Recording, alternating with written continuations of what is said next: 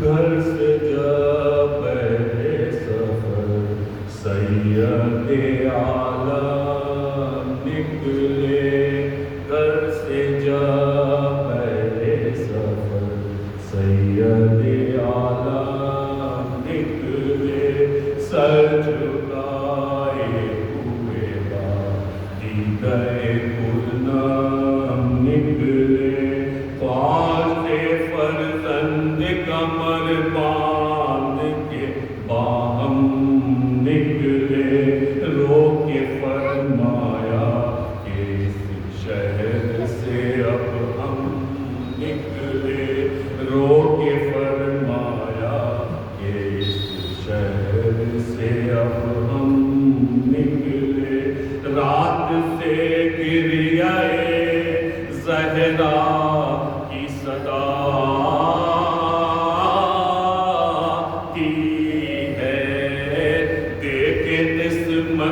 ہمیں کس دشت میں لے جاتی ہے، رخ کیا شہن سوئے قبر شہنشاہ نام، پہر تسلیم جھکے مصطفیٰ اسلام، اذن پڑھ کر جو گئے قبر کے نزدیک امام، عرض کی آیا ہے آج آخری رخصت کو امام، یہ مکان ہم سے اے شاہ زمن چھوٹا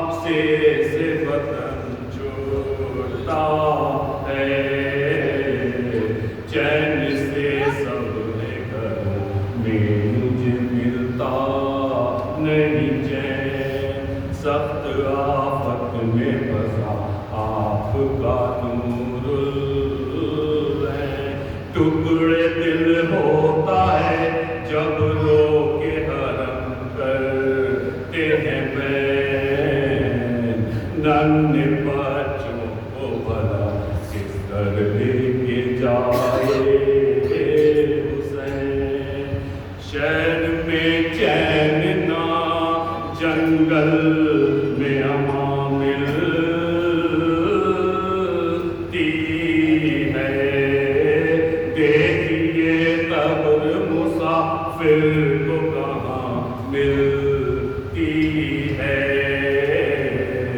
آپ کی قبر منور سے بچھڑنا ہے ستم کیا طلب ہوگا یا دائے کا روزہ جس دم موت در پہ ہے پر اس جان سے نہیں اٹھتے قدم نانا صاحب مجھے جینے نہیں دینے کا یہ غم دیکھیے کون سے جنگل کو بسانا ہوگا پھر کے اس قبر پہ کب آئے کو آنا ہوگا یہ بیاں کر کے جدائی جسے لپٹے سرور یوں ہی لی قبر کے تھرائی جریے انور آئی تربت سے یہ آواز حبیب داور تیری قربت کے میں صدقے میرے مظلوم پسر کوئی سمجھانا میری گود کا بالا تجھ کو آئے آدان مدینے سے نکالا تجھ کو اے میرے گیسوئے والے میرے صابر شبیر میرے بےکس میرے مظلوم مسافر شبیر نہ رہا کوئی تیرا یا ورو ناصر شبیر آئے گورے غریبوں کے مغابر شبیر یوں جہاں جائے گا پیارے وہیں چلتا ہوں میں خاک اٹھاتا ہوا غربت سے نکلتا ہوں میں سن کے یہ شہر نے کیا آخری رخصت تو سلام نکلے روتے ہوئے اس روضہ اقدس سے ماں شہ سے اس دم کیا رو رو کے یہ زینب سے کلام قبر پہ ماں کے مجھے لے چلو یا شاہ ماں لوگ ہمراہ ہیں محمد کے میں کیوں کروں ماں کی تربت سے پھر ایک بار لپٹ کر لو گھر سے جب پہلے سفر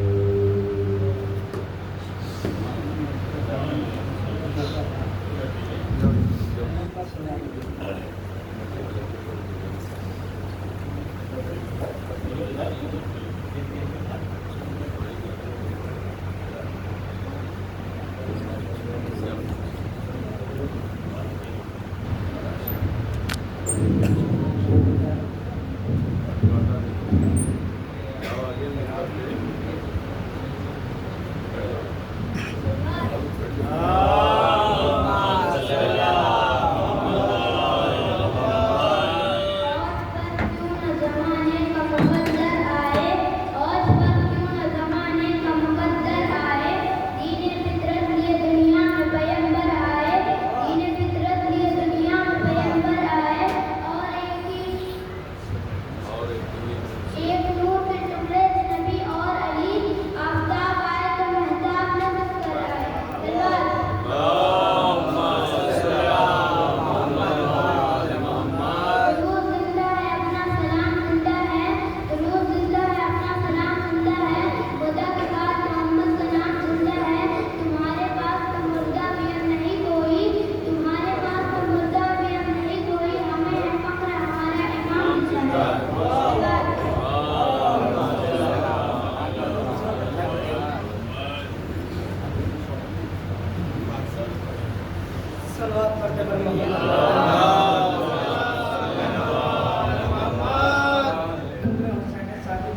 کا ہوا تھا، حیات بھی کو ملی ہے حسین کے دم سے. اس نے کچھ شعر سنے کے بطور قبول بنا دیا. مقابلہ نہیں سرور کا ابن مریم سے، مقابلہ نہیں سرور کے ابن مریم سے، بلند مرتبہ ان کا ہے عرش آدم سے، بلند مرتبہ ان کا ہے عرش آدم سے. بتاؤ طول دیا کیوں نبی نے سجدے کو؟ ایدم تو پوچھ لو جا کر رسول اکرم سے، ایدم پوچھ لو جا کر رسول اکرم سے، ایدم تو پوچھ لو جا کر رسول اکرم سے. جو پیاس میں نہیں بے شیر کو ملا پانی، وہ پیاس بجھ نہیں سکتی ہے آب زمزم سے، وہ پیاس بجھ نہیں سکتی ہے آب زمزم سے. سلوات پڑھتے پر محمد اللہم صلی اللہ محمد وآل محمد. پیاس بجھ نہیں سکتی ہے آب زمزم سے. تمہارا گھاؤ انہی آنسوؤں سے بھرتا ہے، دوا سے بھر نہیں سکتا نہ کوئی مرہم سے. تمہارا گھاؤ انہی آنسوؤں سے بھرتا ہے، دوا سے بھر نہیں سکتا نہ کوئی مرہم سے. وہ کب کا مذہب اسلام مٹ گیا ہوتا، حیات جی کو ملی ہے حسین کے دم سے. وہ کب کا مذہب اسلام مٹ گیا ہوتا، حیات جی کو ملی ہے حسین کے دم سے. قصیدہ شاہ کا کونین پڑھنے کے خاطر، قصیدہ شاہ کا کونین پڑھنے کی خاطر، دہن کو دھل کے میں آیا ہوا بے زمزم سے، دہن کو دھل کے میں آیا ہوا بے زمزم سے. سلوات پڑھتے ہوئے محمد اللہم صلی اللہ محمد وآل محمد.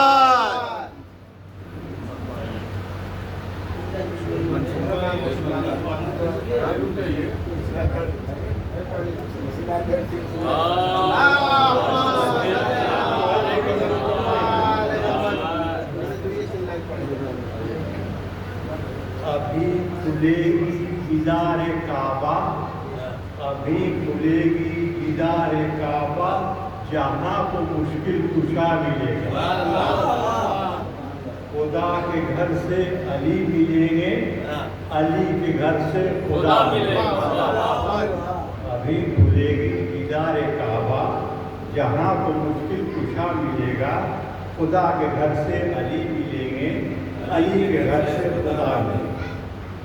ہزار کوشش کرے زمانہ، علی بلا فصل ہی رہے گا. ہزار کوشش کرے زمانہ، علی بلا فصل ہی رہے گا. شکست کھائیں گی سب ہوائیں، شکست کھائیں گی سب ہوائیں، چراغ جلتا ہوا ملے گا. بھٹک رہے ہو یہ کس جگہ پر عبادتوں کا غرور لے کر، بھٹک رہے ہو یہ کس جگہ پر عبادتوں کا غرور لے کر. علی کی چوکھٹ پر آ گئے تو نجات کا راستہ ملے گا. علی محمد کے جانشین ہیں، علی وسیع ہے، علی ولی.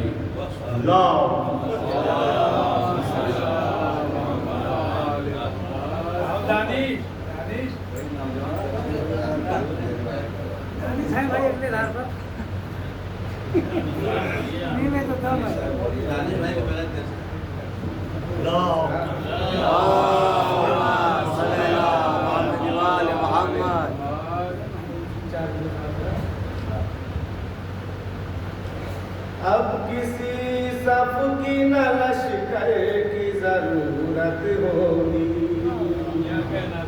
اب کسی صف کی نہ لشکر کی ضرورت ہوگی.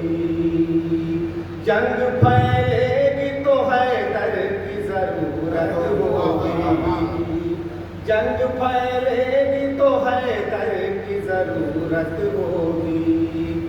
میں ہتھیلی پہ سجائے ہوئے لے آؤں گا، جب مولا کو میرے سر کی ضرورت ہوگی. میں ہتھیلی پہ سجائے ہوئے لے آؤں گا، جب مولا کو میرے سر کی ضرورت ہوگی. اب کسی صف کی نہ لشکر کی ضرورت ہوگی.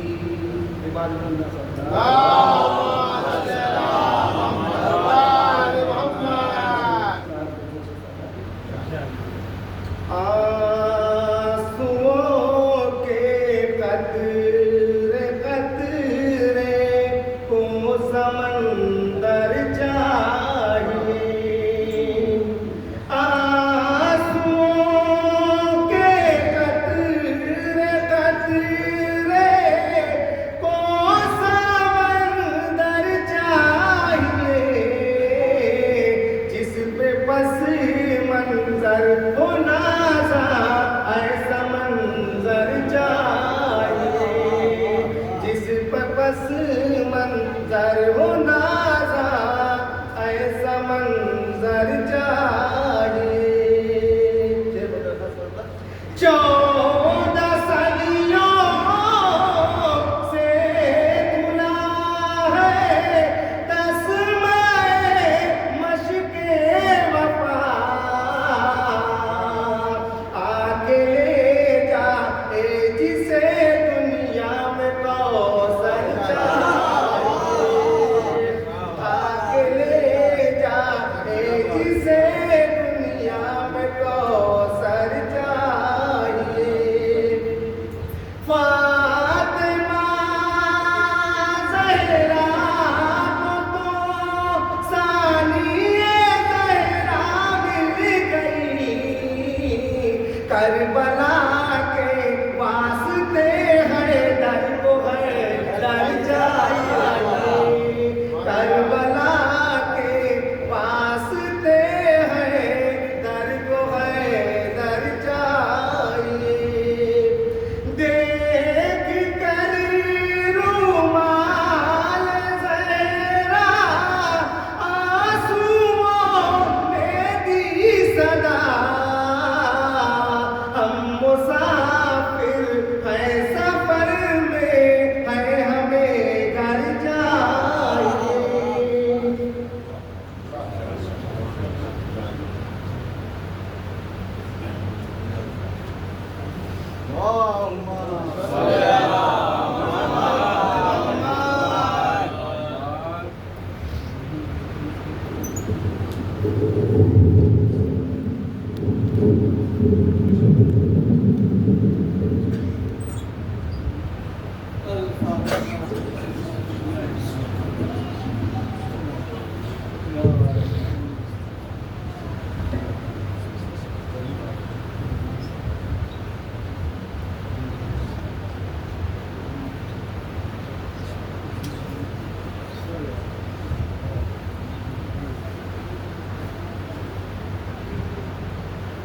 لا حول ولا قوة إلا بالله العلي العظيم أعوذ بالله من الشيطان الرجيم بسم الله الرحمن الرحيم الحمد لله رب العالمين والصلاة والسلام على أشرف الأنبياء والمرسلين وخاتم النبيين سيدنا ونبينا وعلى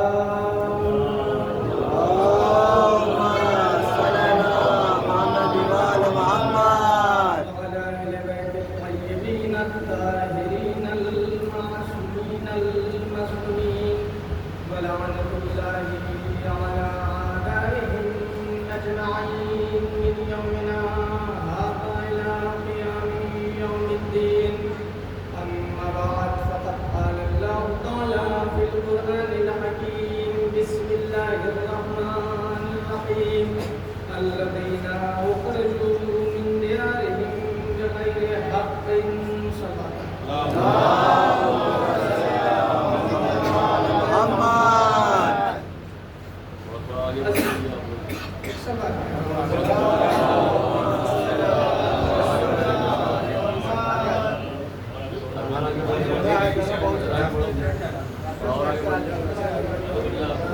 एकदम से आप خیر نہ لگے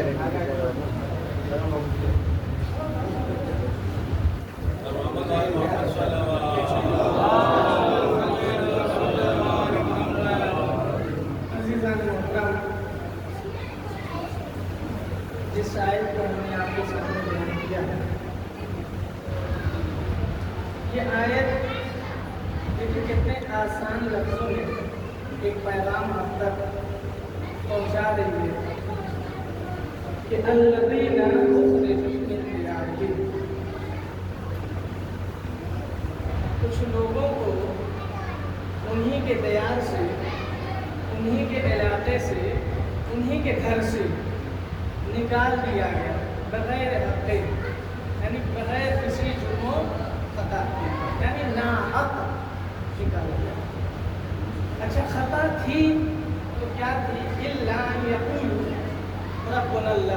उनकी खता सिर्फ इतनी थी कि वो कहते थे कि अल्लाह हमारा रब है। तो अब देखिए लोगों के नज़दीक कितना बड़ा जुर्म है अल्लाह को अपना रब तस्लीम कर लेगा, और ये इतना बड़ा जुर्म हो गया कि लोगों ने उसको उसी के इलाके से, उसी के घर से उसको बाहर निकाल दिया। अज़ीज़ान मोहतरम, इस आयत को ज़हन में रखते हुए दो चार बातें आपके सामने मैं बयान करूँगा कि आप दुनिया में अगर एक मरतबा मुशाहिदा करें और गौर व फिक्र करें तो आपको अंदाज़ा होगा कि बहुत सारे ऐसे लोग हैं कि जो अपने वतन में परदेसी बन गए हैं, और बहुत सारे ऐसे लोग होंगे जो परदेश में भी रह के उनको वतन जैसा नसीब होगा। फ़र्क क्या है? फ़र्क ये है कि इंसान आखिरत और मआद को अपने नज़र में नहीं रखता है, अल्लाह के अहकाम को अपने तसव्वुर में नहीं लाता है, बल्कि इस दुनिया को तसव्वुर में लाता है। अज़ीज़ान मोहतरम, मेरा मकसद यह है कि इमाम हुसैन अलैहिस्सलाम को भी उनको उनके दयात से निकाल दिया गया। ना खता क्या थी कि उन्होंने जो उनके नाना ने बताया था कि अल्लाह कौन है और अल्लाह क्या है और उसके फरमात क्या हैं, उसके अहकामात क्या हैं, उसके फरामीन क्या हैं, उसी चीज़ को बचाने के लिए जब वो खड़े हुए तो उनको उनके दयात से निकाला। अब उन्हीं की याद में हम ये आज़ादारी करते हैं, हम ये अज़ा का फर्श बिछाते हैं ताकि उनका मिशन, उनका हदफ, उनका मकसद हम हर साल याद करें और दुनिया तक इसको पहुंचाते हैं। हमारे यहाँ आज़ादारी के मुताल्लिक़ हमारे बहुत सारे उलमाए किराम का बड़ा एहसान है हम लोगों के ऊपर। उलमाए किराम का अगर वो ना होते तो आज हम भी आलिम ना होते, और कर रहे हैं, और हम ना होते या और दूसरे आलिम ना हो तो आपके दरमियान में कुरान मजीद की अहादीसों के ये इस्लाम की बातें कौन बयान करेगा। अगर आलिम ना हो तो जहालत का सिक्का चलने लगेगा। तो बच्चों है, तो ये आज़ादारी का बड़ा एहसान है, और आज़ादारी को कायम करने में बहुत सारे मोमिनीन की जानें तक कुर्बान हुई हैं। ये यूं ही आज़ादारी हमको नहीं मिली है, और ये यूं ही आज़ादारी 1400 साल से अब तक जो बाकी है, अगर आप आज़ादारी के मुताल्लिक़ तारीख़ का वाक़या पढ़ेंगे तो बहुत सारी चीज़ें मालूम होगी। अब इसमें यह है कि हम आज़ादारी का बहुत सारे उलमाए किराम ने भी, जैसे एक मुख्तसर से किताब चाहे कभी मौका मिले तो पढ़ें, दलील अज़ा है जो मौलाना कर्रा हुसैन साहब की किताब है। इस तरह से बहुत सारी किताबें हैं कि जिसमें आज़ादारी के मुताल्लिक़ हम क्यों करते हैं, क्या करते हैं, उसका जवाब दिया गया। लेकिन कभी कभी हम जवाब नक़ज़ी देते हैं, और जवाब नक़ज़ी से हमको कुछ हासिल नहीं होता। मसलन कोई शख्स पूछे कि मौलाना कुरान में आज़ादारी कहाँ है, कुरान में आलम कहाँ है, कुरान में ताज़िया कहाँ है, कुरान में ताबूत कहाँ है, हम पलट के उससे कहें कि कुरान में जुमे की दूसरी अज़ान कहाँ है, कुरान में तरावी कहाँ है, इसी को कहते हैं जवाब नक़ज़ी।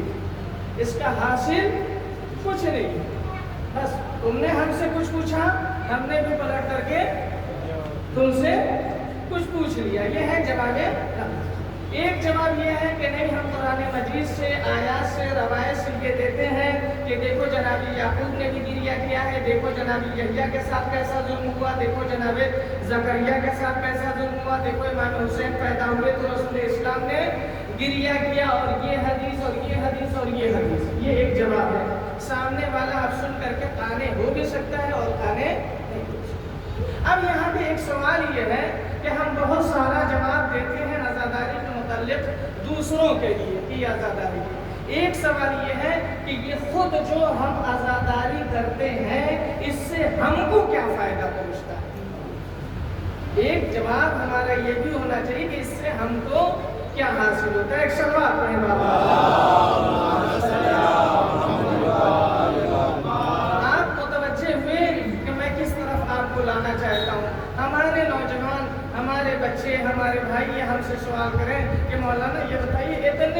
नक्शे से हम ये आज़ादारी, वही चीज़ जो हम हर साल फर्श अज़ा बिछाते हैं, उसी कानून के मुताबिक हम मजलिसें कर रहे हैं, वही नौहा, वही सीना जनी, इससे आखिर हमको क्या हासिल है? तो मैं जवाब दूंगा कि इससे हमको 10 चीज़ों का हुसूल होता है, 10 चीज़ें इससे हमको हासिल होती है, या फिर दूसरे हमारे जहन में है ही नहीं। हमको क्या हासिल होता है? 10 चीज़ें पहले वो सुन लें। अक्लो, इल्मो, अमलो, अकीदो, इबरतो, इज्जतो, अदु शनासियो, इदालतो, इरफानो, आतिफे। एक सलवात पढ़ें बाबा।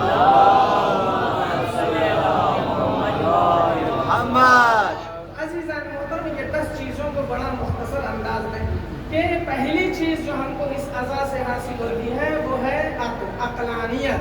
यानी क्या मतलब? जो हमारे अक्ल के बंद दरवाजे होते हैं वो मजालिसों की तकरीर से वो खुल जाते हैं। जो हमारे दिलों में शकूक व शुबहात होते हैं वो हमारी तकरीरों से क्या होते हैं? वाज़े हो जाते हैं, बरतरफ हो जाते हैं। जैसा कि कुरान मजीद में आप देखें कि मुतअद्दिद मकामात पे है, अफला ताक़िलून, अफला तफक्करून, अफला तदब्बरून, उलिल अलबाब। भाई आप अक्ल से काम क्यों नहीं लेते? आप तफक्कुर क्यों नहीं करते? आप तदब्बुर क्यों नहीं करते? आप साहिबाने अक्ल में दाखिल क्यों नहीं होते? यहाँ तक कि जहन्नमियों से भी पूछा जाएगा। क्या है सूरह मुल्क में वो है कि कुल्लमा उल्क़िया फ़ीहा फ़ौजुन सअलहुम ख़ज़नतुहा लम यातिकुम नज़ीर क़ालू बला क़द जाअना नज़ीरुन फ़कज़्ज़बना व क़ुल्ना मा नज़्ज़लल्लाहु मिन शैइन इन अंतुम इल्ला फ़ी ज़लालिन कबीर व क़ालू लौ कुन्ना नस्मअु औ नाक़िलु मा कुन्ना फ़ी अस्हाबिस सईर। एक सलवात पढ़ें बाबा। अब ज़रा से इसका तर्जुमा मैं बयान कर दूं कि लोगों को जब जहन्नम में डाला जाएगा तो दारोग़े जहन्नम उनसे पूछेगा, अलम यातिकुम नज़ीर, भाई तुम जहन्नम में क्यों आ रहे हो? क्या आपके पास कोई डराने वाला नहीं आया था? तो कहेंगे कि आया तो था, फ़कज़्ज़बना, हमने उनको झुठलाया था। और क्या कह के झुठलाया था? बड़े आए हैं हादी बनने वाले, बड़े आए हैं रहनुमा, बड़े ये हैं रसूल। ये सारी चीज़ें तारीख के वक्त में मौजूद हैं। कैसा कैसा नबियों पे इल्ज़ाम नहीं लगाया गया, अरे ये जादूगर हैं, ये शायर हैं, ये दीवाने हैं, इनकी बातों पे अमल न करना। तवज्जो रहे भाई। अलम यातिकुम नज़ीर, क्या तुम्हारे पास कोई डराने वाला नहीं आया था? वो कहेंगे आया तो था, हमने उसको झुठलाया। क्या कह के झुठलाया? कि अल्लाह ने मा नज़्ज़लल्लाहु मिन शै, अल्लाह ने कोई चीज़ नाज़िल नहीं की है। तुम हमको सीधा रास्ता दिखाते हो, तुम तो खुद गुमराह हो। और उसके बाद वो कहेंगे जहन्नमी कि लौ कुन्ना नस्मअु औ नाक़िलु, अगर हम डराने वाले की, अगर हम मुक़र्रिर की बात सुन लेते और अक्ल से काम लेते तो आज जहन्नमी न होते। एक सलवात पढ़ें बाबा।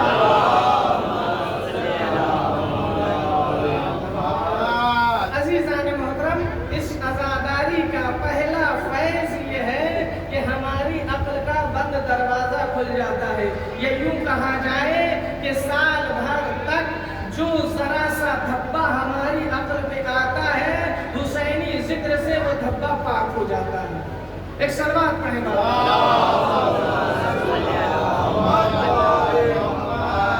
अज़ीज़ान मोहतरम, तवज्जो रहे।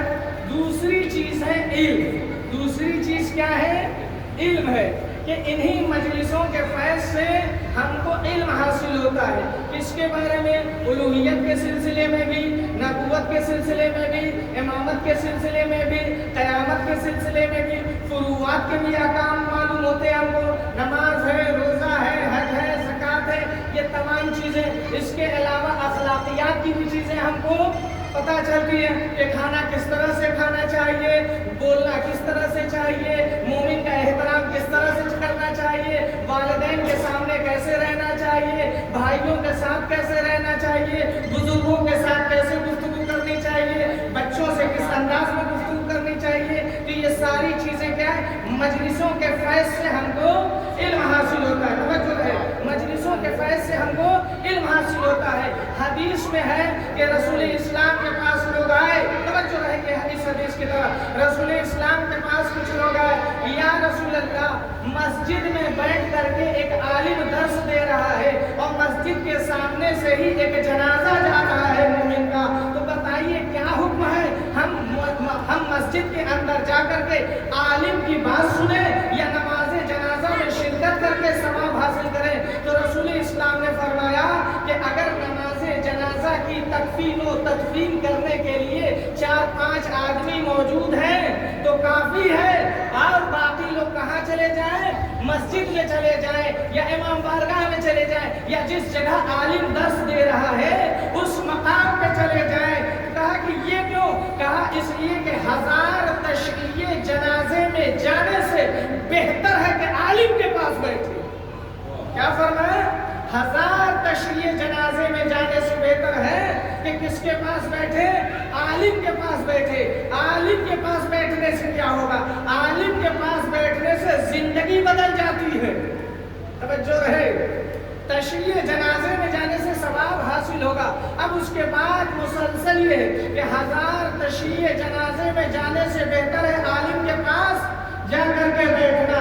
1000 रकत नमाज पढ़ने से बेहतर है आलिम की बात सुनना। 1000 हज से बेहतर है आलिम के पास बैठना। 1000 उम्रे से बेहतर है आलिम के पास बैठना। और 1000 रात की नमाज शब से, यानी 1000 शब की नमाज शब से बेहतर है आलिम की बात सुनना।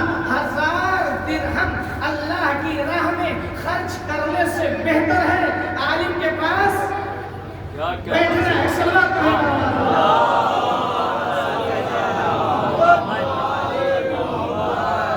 आप कहेंगे कि हम अपनी फजीलत पढ़ रहे हैं, ऐसा नहीं है।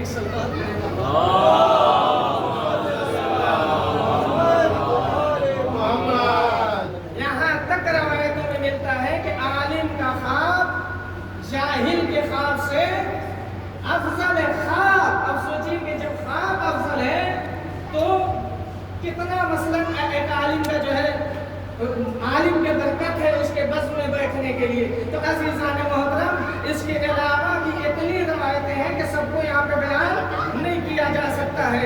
तो आपने ये अंदाजा लगाया कि इस अज़ादारी का फैज़ ये है कि हमको इल्म हासिल होता है। तवज्जो रहे, हमको क्या हासिल होता है? इल्म हासिल होता है। किसके तवस्सुस से इल्म हासिल होता है? आलिम दीन। ये बहुत ही अच्छा महवर बनाया गया है हमारे यहाँ आज़ादारी का, कि जिसमें शायरों को भी मकाम दिया गया है, उलमा को भी जगह दी गई है, मातमी दस्तों को भी जगह दिया गया है। तवज्जो रहे, ये बड़ा अच्छा निज़ाम बनाया गया है ताकि हर ज़र्फ वाला अपने अपने ज़र्फ के मुताबिक, तवज्जो रहे, वो लेकर के हुसैनी दरसगाह से चला जाता है। एक सलात पढ़े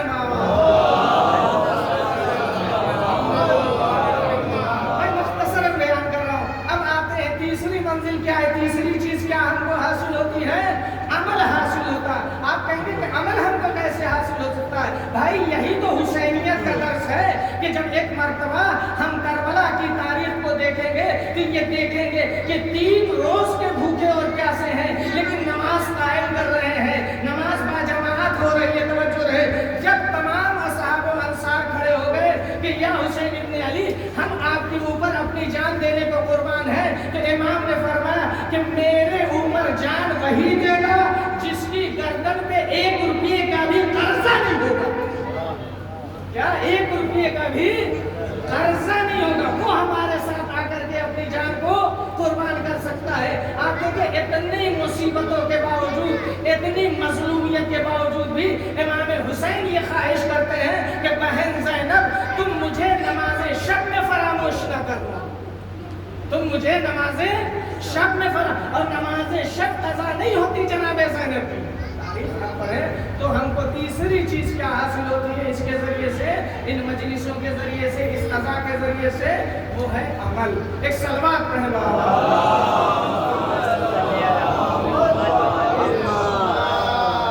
अज़ीज़ान मोहतरम। चौथी चीज है अकीदा। चौथी चीज क्या है? अकीदा। इन मजलिसों के जरिए से हमारा अकीदा मजबूत होता है, हमारा अकीदा। और ये जो मिंबर से खिताबत की जाती है और ये जो मिंबर से तकरीरें की जाती है, उसमें बताया जाता है कि मसलन हमारे इमाम कैसे थे और वो क्या है, उनका मकाम کیا ہے، ان کی عزت کیا ہے، ان کی منزلت کیا ہے، ان کی رفعت کیا ہے، ان کی شان کیا ہے، اور وہ کس معیار کے ہیں، ان کی گفتار کا کیا ہے، تو یہ دنیا کے سامنے ہم بیان کرتے ہیں تاکہ ہمارا عقیدہ مضبوط ہو سکے، عقیدے میں کمی نہ آنے پائے. توجہ، عقیدے میں کمی نہ آنے پائے. یہ عزاداری کے توسط سے ہر سال ہمارا عقیدہ مضبوط ہوتا چلا جاتا ہے.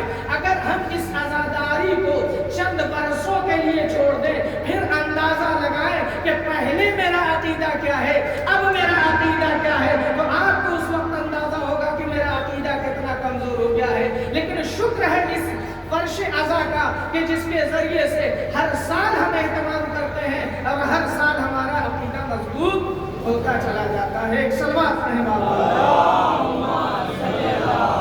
نعرہ حیدری، نعرہ حیدری، نعرہ سلوات.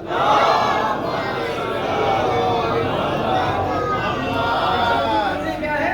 عقیدہ ہے کہ جب امام کی ہم سیرت کو دیکھتے ہیں، جب امام کے ہم کردار کو دیکھتے ہیں، جو جیسا غلام آ کر کے کہے کہ میں بھی آپ کے اوپر اپنی جان کو قربان کرنا چاہتا ہوں، امام روکتے ہیں، کہتا ہے کیا میں حبشی غلام ہوں اس لیے آپ منع کر رہے ہیں؟ نہیں بھائی، ایسی منزل نہیں ہے. میری نگاہ میں تیرا مقام ویسے ہی ہے جیسے میرے بچوں کا ہے. توجہ ہے، جیسے میرے بچوں کا ویسے ہی تیرا مقام ہے. تو کوئی فرق نہیں ملا. جب ان چیزوں کو ہم دیکھتے ہیں تو ہمارا عقیدہ مضبوط ہوتا ہے. اور اس کے بعد پانچویں چیز ہے عبرت. سلوات پڑھیں بابا.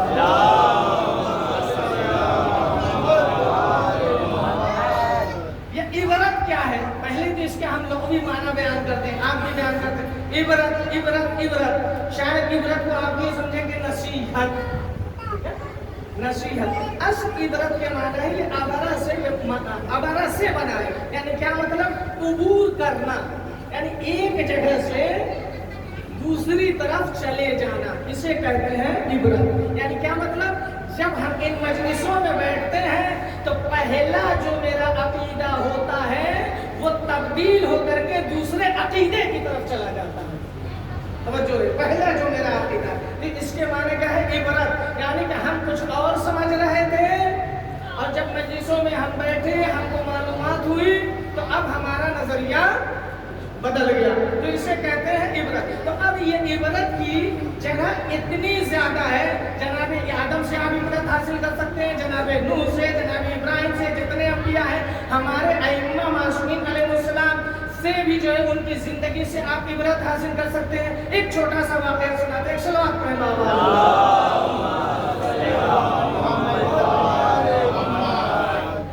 دنیا میں جتنی چیز ہے ہر چیز سے ہم عبرت حاصل کر سکتے ہیں، لیکن یہ عبرت کہاں سے ہم کو حاصل ہوگی؟ کوئی عبرت کو بتانے والا بھی تو ہونا چاہیے، تبھی تو عبرت حاصل ہوگی. تو دیکھیں ایک واقعہ ہے منصور دوانقی کا.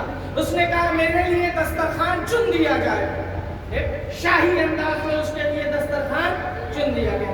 بیٹھا، لقمے کو اٹھایا، مکھی آ کر کے بیٹھ گئی. پہلے تھوڑا سا ہاتھ ہلایا بھائی وہ مکھی اڑ جائے، پھر دہن تک لایا، پھر مکھی آ کر کے بیٹھ گئی، اور قریب لائے، پھر مکھی آ کر کے بیٹھ گئی. وہ اڑاتا جاتا ہے اور مکھی آ کر کے بیٹھتی چلی جاتی ہے. آخر میں آ کر کے اس نے لقمے کو پھینک دیا اور اس نے کھانا نہیں کھایا. چھٹے امام تک پیغام پہنچا.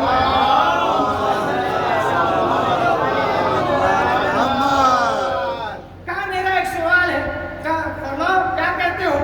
کہا میرا سوال یہ ہے کہ اللہ نے مکھی کو کیوں پیدا کیا؟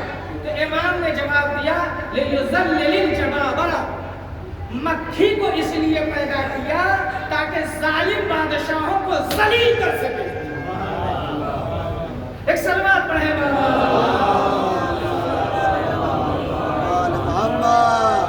مکھی ہے.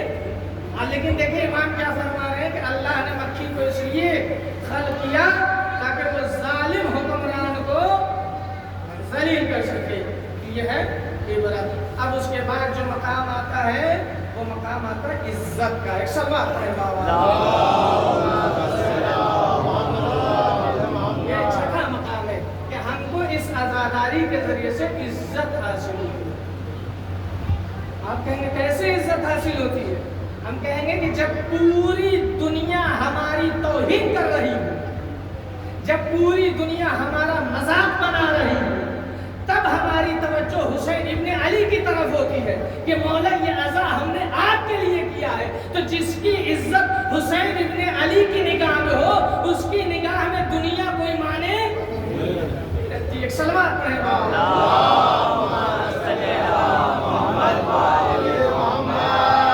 محترم، دیکھیں یہ دنیا والے محرم کا چاند نمودار ہوتا ہے، کیسا کیسا مذاق اڑایا جاتا ہے ہمارے علم کا، ہمارے تعزیے کا، ہمارے تابوت کا، ہمارے زلجنا کا، ہماری مجلسوں کا، ہمارے ماتم تک کا، یہاں تک کہ کہا جاتا سینما ٹھوک انجمن میں۔ اب غور کریں، یہ ہمارا ایک مذاق بنایا جاتا ہے۔ تو عزیزان محترم، لیکن ہم کو اس عزاداری سے کیا حاصل ہوتا ہے؟ عزت حاصل ہوتی ہے۔ آپ کہیں گے مولانا یہ کیسے؟ امام نے فرمایا، ایک سبق پڑھیں بابا،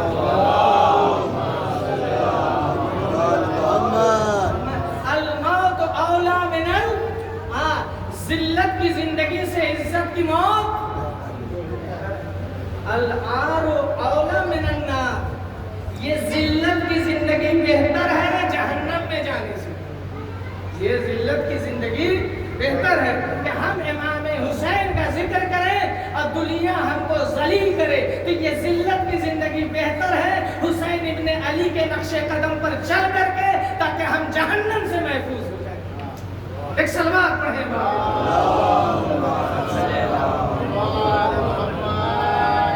ساتویں چیز ہے عدو شناسی۔ ساتویں چیز کیا ہے؟ عدو شناسی، یعنی دشمن کو پہچاننا۔ یہ عزاداری کے توسط سے ہی ہم دشمن شناسی کرتے ہیں، اور دشمن شناسی ہونی چاہیے۔ اس کا ذکر قرآن مجید میں ہے۔ دیکھیے جہاں جناب موسیٰ کا ذکر کیا، وہیں پہ فرعون کا بھی ذکر ہے، شداد کا بھی ذکر ہے، ابراہیم کے ساتھ نمرود کا بھی ذکر ہے، یعنی کہ قرآن مجید میں، تاکہ دشمن شناسی آئے۔ اور اگر دشمن شناسی نہیں ہے تو پھر سمجھیے کہ میرے زندگی کا کوئی ماحصل نہیں ہے۔ بھائی آج تو یزید نہیں ہے، آج ہم کس دشمن کو پہچانے؟ تو آج بھی یزید کے لباس میں ٹرمپ جیسا موجود ہے، نیتن یاہو جیسا موجود ہے، بہت سارے ایسے موجود ہیں کہ جس کا نام ہم کو پتہ نہیں ہے، کہ جو اسلام کو کھوکھلا کرنا چاہ رہے ہیں، جو اسلام کو نیست و نابود کرنا چاہ رہے ہیں، جو مسلمانوں کو نابود کرنا چاہ رہے ہیں۔ تو یہ دشمن شناسی ہونی چاہیے کہ کون ہمارے لیے فائدہ مند ہے اور کون ہمارے لیے نقصان دہ ہے۔ ایک صلوات پڑھیں گے۔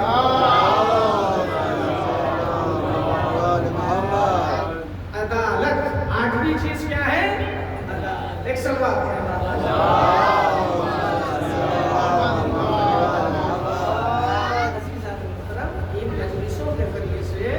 چونکہ ہم کو جب پڑھایا جاتا ہے بچپنے میں تو یہ کہا جاتا ہے کہ بیٹا اللہ ایک ہے، اول توحید، یعنی اللہ ایک ہے۔ تو یہ ایک پہ بات تمام نہیں ہو جاتی، دوسرے عدل۔ اللہ کے تو تمام صفات ہیں، صادق بھی ہے، رازق بھی ہے، تمام چیزیں، خالق بھی ہے، اس نے ہم کو پیدا کیا، اس نے ہم کو رزق دیا، وہ تمام چیزیں، وہ سچ بولتا ہے، وہ کلام کرتا ہے، تمام چیزیں آپ اس کے اوصاف پڑھیں، لیکن ان میں سے عدل کو رکھا گیا۔ عدل کو رکھا گیا، کیوں عدل کو رکھا گیا؟ اس لیے کہ اگر کسی نے اللہ کو عادل سمجھ لیا تو سمجھیے کہ الوہیت کو اس نے سمجھ لیا، اللہ کو اس نے سمجھ لیا، جس نے عدل کو سمجھ لیا۔ اب جب اللہ عادل ہے تو رہنما بھی ایسا بنائے گا کہ عادل ہونا چاہیے۔ توجہ رہے، رہنما اور رہبر اور امام اور نبی جس کو بھی وہ بنائے گا وہ عادل ہے، عادل ہونا چاہیے۔ کیوں؟ اس لیے کہ وہ خود عادل ہے، اور عادل انسان کی پہچان یہ ہوتی ہے کہ کبھی وہ ظلم کو برداشت نہیں کرتا، وہ ہمیشہ انصاف کو پسند کرتا ہے۔ ایک صلوات پڑھیں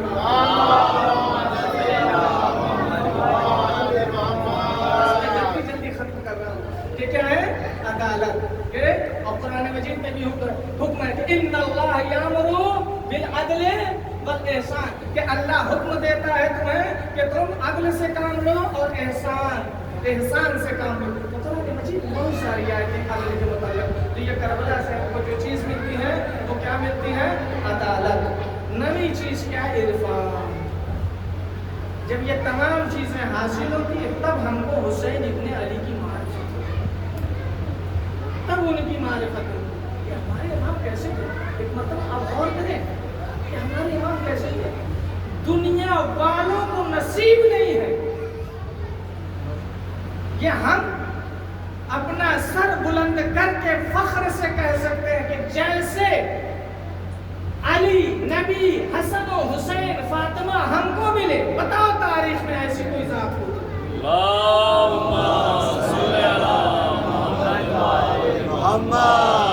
है किसी के पास फातिमा जैसी ज़ात तो बताएगी, है किसी के पास अली जैसी ज़ात तो कोई हमें बताए, है किसी के पास हसन जैसी ज़ात तो हमें बताए, है किसी के पास हुसैन इब्ने अली जैसी ज़ात तो हमें बताए। शाह का गौहर नायाब जो हमको मिले। और अफसोस ये है कि वाकई हम लोग जितना जिक्र मौला अली का, रसूलुल्लाह का और बीबी फातिमा का, इमाम हुसैन का करते हैं, किसी और इमाम का हम करते ही नहीं कि उनकी ज़िंदगी के मुतल्लिक़ भी हमको पता चले। एक सलवात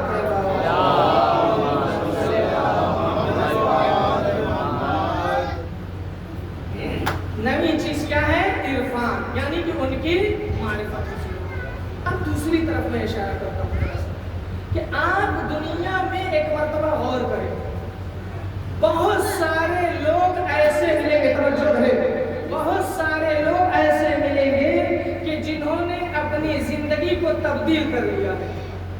तो उसमें उनकी वजह भी लिखी होगी कि इन्होंने जो है किस लिए मसलन अपना मजहब बदल दिया, उन्होंने अपने किस लिए मजहब बदल दिया, उन्होंने अपना किस लिए मजहब बदल दिया। लेकिन जब उसमें देखने के लिए जाएंगे तो अक्सरियत ऐसी मिलेगी कि जिन्होंने इमाम हुसैन अलैहिस्सलाम के नाम पे अपने मजहब को बदल दिया। सोचिए, इमाम हुसैन अलैहिस्सलाम की ज़ात ऐसी है, उनकी मोहब्बत है। आप इसी हिंदुस्तान के करामात जो इमाम हुसैन अलैहिस्सलाम की अज़ादारी, ताज़िए, अलम, जुलजना, इन सब चीज़ों के तवस्सुस से रूनुमा होते हैं। आप देखें, अखियार की ज़बान से आप सुनेंगे कि वो बताएंगे कि कोई कहेगा हमको बेटा मिल गया, कोई कहेगा हमको हमारा बीमार शफायाब हो गया, कोई कहेगा हमें नौकरी नहीं मिल रही थी, हमको नौकरी मिल गई। आप ताज्जुब करेंगे। मेरा तो ये कहना है कि इन वाक़यात को लिखना चाहिए और किताबों की जीनत बनानी चाहिए ताकि दुनिया के सामने पेश किया जा सके। एक सलवात है बाबा। दो जुमले, बस दो छोटे छोटे वाक़े मैं यहाँ पे बराबर पढ़ चुका हूँ कि क्या है। दिल्ली का वाक़या है कि एक मरीज़ा जो मसलन हिंदू है, इमाम हुसैन को ना जानता है ना पहचानता है, लेकिन वो हर जगह से तब थक गया, हार गया, तो उसने देखा कि उसी हॉस्पिटल के सामने से जुलूस जा रहा। तो उसने सोचा कि भाई हर जगह का है, चलो यहाँ पे भी हम हाथ जोड़ लेते हैं। और वहाँ उसने वैसा ही किया। जुलूस निकला, जुलूस के सामने जो हाथ जोड़ के खड़ा हो, मेरी बच्ची बीमार है, इधर दुआ की, उधर बच्ची को शिफा मिल गया, वो बच्ची उठ करके बैठी हुई है। फौरन डॉक्टर को बुलाया गया, भाई आइए देखिए ये क्या, अब वो यहाँ चेक कर रहे हैं, यहाँ चेक कर रहे हैं, सारी चीज़ें हो रही हैं। अभी तक सारी रिपोर्ट देखी जा रही है, इनको ये मसला था। अब देखा जा रहा तो एक भी मसला सामने, भाई तुमने किया क्या है? कहा हमने कुछ किया नहीं है, बस अलग जा रहा था, वहाँ पे सामने हम हाथ जोड़ के खड़े हो गए थे। आप गौर करें ये क्या है। अब उसके बाद उसने क्या किया अपनी जिंदगी को। कलकत्ता का एक वाक़या है कि उसने मन्नत मानी कि हमको अगर बेटा होगा तो हम अपनी औलाद को कुर्बान कर देंगे आपके नाम पे। यानी क्या करेंगे? कुर्बान कर देंगे, ज़िबा कर डालेंगे। एक नहीं 5 बेटे हुए। जब याद आया कि हमने ये मन्नत मानी है, वो अपने बेटे को लेकर के चला। एक हाथ में चाकू है छुपाए हुए और बेटे का हाथ पकड़े हुए 10 मुहर्रम को जुलूस के साथ साथ जा रहा। अब उसको खौफ महसूस हो, यहाँ पर कत्ल करें, वहाँ पे मार दें, कहाँ पे हम बलि चढ़ाएं। तवज्जो रहे। आखिरकार जुलूस तमाम हुआ, लोगों ने ताज़िए को दफन किया। सब लोग जब चले गए तो इसने सोचा कि कत्ल करने से अच्छा है कि एक काम करते हैं, गड्ढा खोदते हैं, इसी में इनको दफन करके हम भी चले जाते हैं। वही किया। घर से चले आए तो देखा दरवाजे पे बच्चा खेल रहा है, बड़ा शरीफ बच्चा है, कैसे वहाँ से यहाँ आ गए। हाँ, तुमको हम वहाँ बलि चढ़ा के आए थे ना। कहा कि जिसके नाम पे चढ़ाए तो उन्होंने कहा है कि जो दे देते हैं वो वापिस नहीं लेते। एक सलवात पढ़े बाबा। भाई आप देखें कि उसके इरफान में इजाफा हुआ या नहीं, उसको मारिफत हासिल हुई। यानी ऐसे हजारों वाकयात हैं जो हमारे उलमाए किराम मिंबर पर से बयान करते हैं। एक मारिफत है जो आजादारी से। और आखिरी चीज क्या है? इमाम हश्तुम इमाम अली रज़ा अलैहिस्सलाम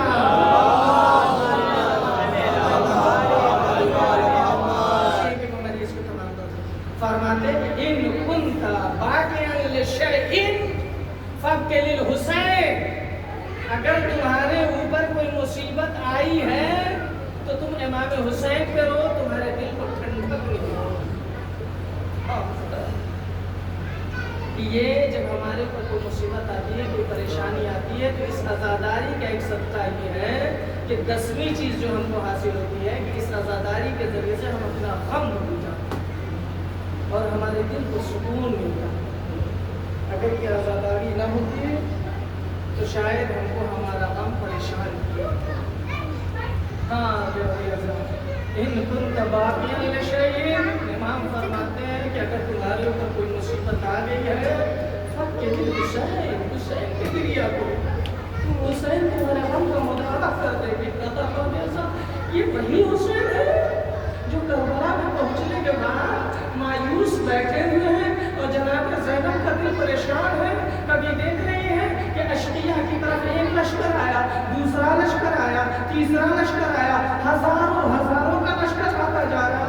मेरा भैया हुसैन अकेला मौजूद है, उसकी मदद के लिए कोई नहीं आ रहा। फरमाइश की, ए भैया आप जरा अपने दोस्तों को खत तो लिखिए ताकि वो भी आपकी मदद के लिए आए। फरमाते हैं कि इमाम ने एक खत सिर्फ हबीब इब्न मज़ाहिर के नाम नहीं लिखा, बल्कि 2 खत लिखा। एक हबीब के नाम कूफे खत गया, एक बसरे खत गया। एक खत कूफे को लिखा, वो हबीब इब्न मज़ाहिर के नाम था। आपने सुना होगा कि वो खत जैसे ही मिला, हबीब इब्न मज़ाहिर करबला में हाजिर हुए। या आप बराबर सुनते रहते हैं, लेकिन जो खत लिखा बसरे, वो भी इमाम हुसैन की मदद को लिए निकला। लेकिन उसके आते आते इतनी ताख़ीर हो चुकी थी कि असर आशूर था और इमाम हुसैन घोड़े में सवार न सकते थे, ज़मीने करबल पे आ चुके थे। अरे शिमर का कुल खंजर था। वो एक मर्तबा बाहर से देख के कहता है, शुक्रलिल्लाह, मेरे हुसैन के इतने चाहने वाले हैं, मेरे आका के इतने चाहने वाले हैं। लेकिन जैसे ही सदा बुलंद हुई, कद क़तल हुसैन में करबला, हुसैन कत्ल कर दिए गए, तो वो परेशान हुआ, कहना शुरू किया, ऐनल हुसैन, ऐनल हुसैन, अरे बताओ मेरा आका हुसैन किधर है? तो क्या देखता है मौके नए साहब हुसैन इब्न अली का कटा हुआ सर। अरे उसने तलवार